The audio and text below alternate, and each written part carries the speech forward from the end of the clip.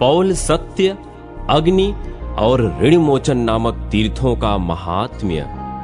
ब्रह्मा जी कहते हैं, उसके आगे पौल सत्य तीर्थ है जो मनुष्यों को सब प्रकार की सिद्धि देने वाला है। मैं उसके प्रभाव का वर्णन करता हूँ। वह छिने हुए राज्य की भी प्राप्ति कराता है। विश्रवा मुनि के ज्येष्ठ पुत्र कुबेर, जो रिद्धि सिद्धि से संपन्न और उत्तर दिशा के स्वामी हैं, पहले लंका के राजा थे। उनके सौतेले भाई रावण, कुंभकर्ण और विभीषण बड़े बलवान थे। यद्यपि वे भी विश्रवा के ही पुत्र थे, तथापि राक्षस पुत्री कैकसी के गर्भ से उत्पन्न होने के कारण राक्षस कहलाते थे।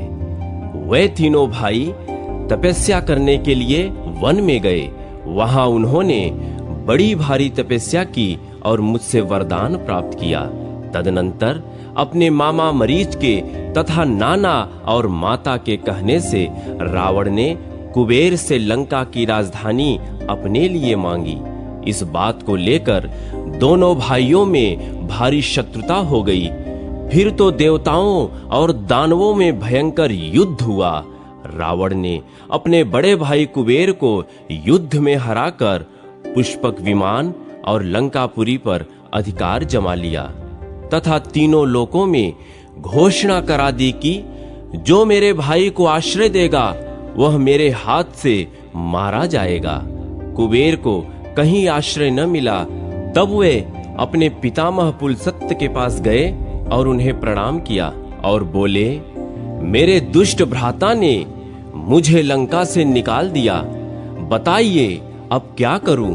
अब मेरे लिए दैव अथवा तीर्थ ही आश्रय या शरण है।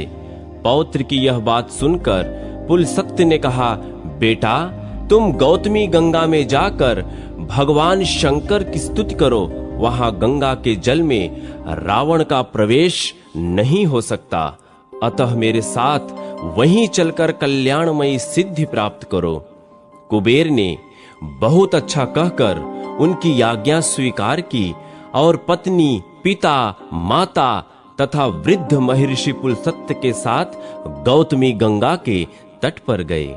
वहां गंगा में स्नान करके पवित्र हो कुबेर भोग मोक्ष के दाता देव देवेश्वर भगवान शिव की स्तुति करने लगे।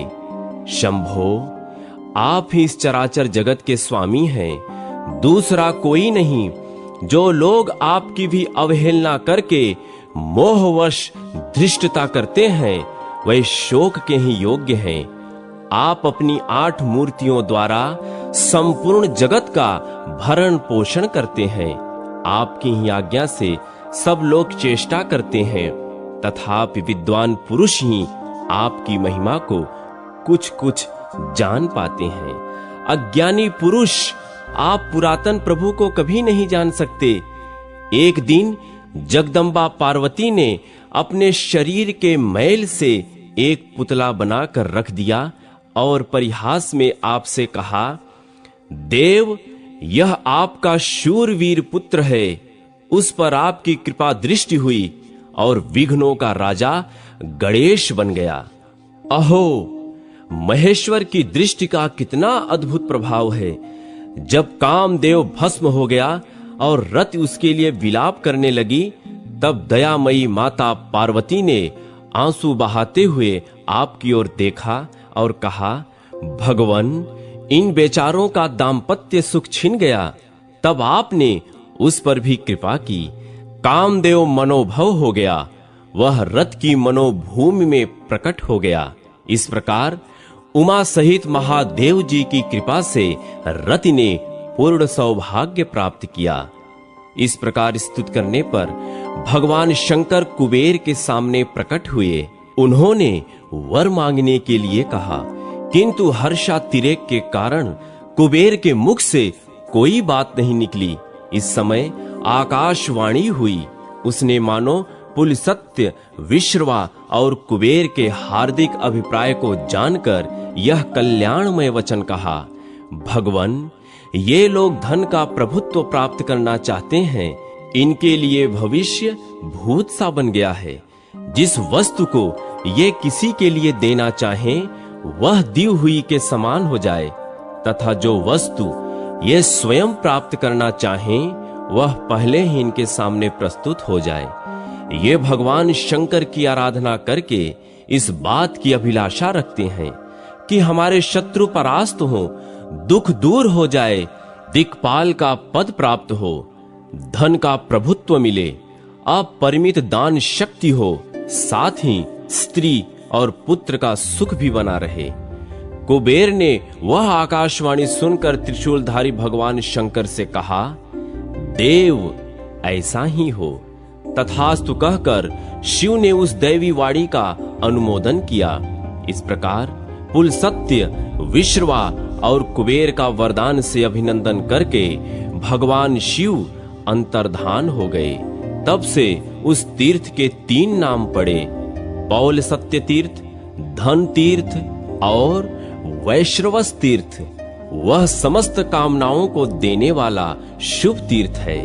वहां स्नान आदि जो कुछ भी पुण्य कर्म किया जाता है वह अधिक पुण्यदायक होता है। पौलस्त्य तीर्थ के बाद अग्नि तीर्थ है। वह सब यज्ञों का फल देने वाला और समस्त विघ्नों का नाश करने वाला है। उस तीर्थ का फल सुनो। अग्नि के भाई जातवेदा हैं, जो देवताओं के पास हविष्य पहुंचाया करते हैं। एक दिन की बात है, गोदावरी के तट पर ऋषियों के यज्ञ मंडप में यज्ञ हो रहा था।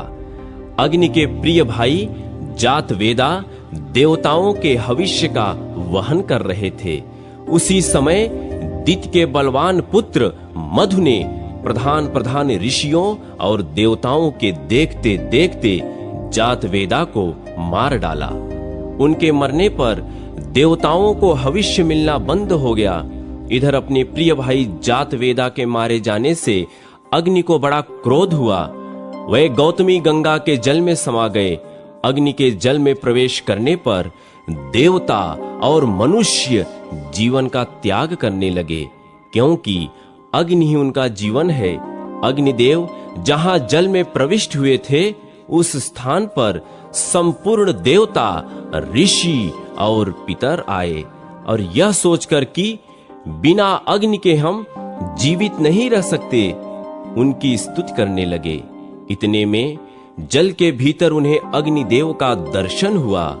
उन्हें देखकर देवता बोले, अग्ने, आप भविष्य के द्वारा देवताओं को काव्य श्राद्ध से पितरों को तथा अन्न को पचाने और बीज को गलाने आदि के द्वारा मनुष्यों को जीवित कीजिए। अग्नि ने उत्तर दिया, मेरा छोटा भाई जो इस कार्य में समर्थ था चला गया है। आप लोगों का काम करने में जातवेदा की जो गति हुई है वह मेरी भी हो सकती है। अतः मुझे आप लोगों के कार्य साधन में उत्साह नहीं है। तब देवताओं और ऋषियों ने सब प्रकार से अग्नि की प्रार्थना करते हुए कहा, हव्यवाहन, हम लोग आपको आयु, कर्म करने में उत्साह और सर्वत्र व्यापक होने की शक्ति देते हैं। साथ ही प्रयाज और अनुयाज भी देंगे। देवताओं के आप ही श्रेष्ठ मुख होंगे। पहली आहुतियां आपको ही मिलेंगी। आप जो द्रव्य हमें देंगे वही हम भोजन करेंगे। इस आश्वासन से अग्निदेव प्रसन्न हुए। उन्हें इस लोक और परलोक में व्यापक रहने की शक्ति प्राप्त हुई। वे सर्वत्र निर्भय हो गए।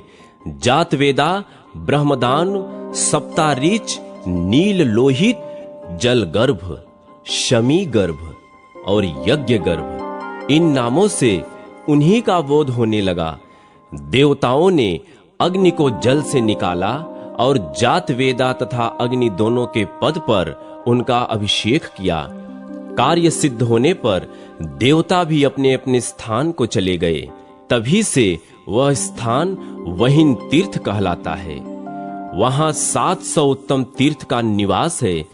जो जितात्मा पुरुष उन तीर्थों में स्नान और दान करता है उसे अश्वमेध यज्ञ का पूरा फल प्राप्त होता है। वहीं देव तीर्थ, अग्नि तीर्थ और जातवेदस तीर्थ भी हैं।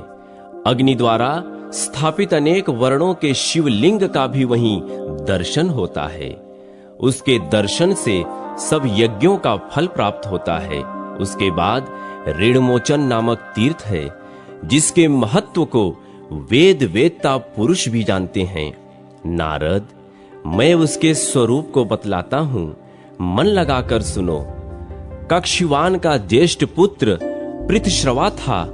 वह वैराग्य के कारण न तो विवाह करता था और न ही अग्निहोत्र। कक्षवान का कनिष्ठ पुत्र भी विवाह के योग्य हो गया था, तो भी उसने परिवित्त होने के भय से विवाह और अग्निहोत्र नहीं किए।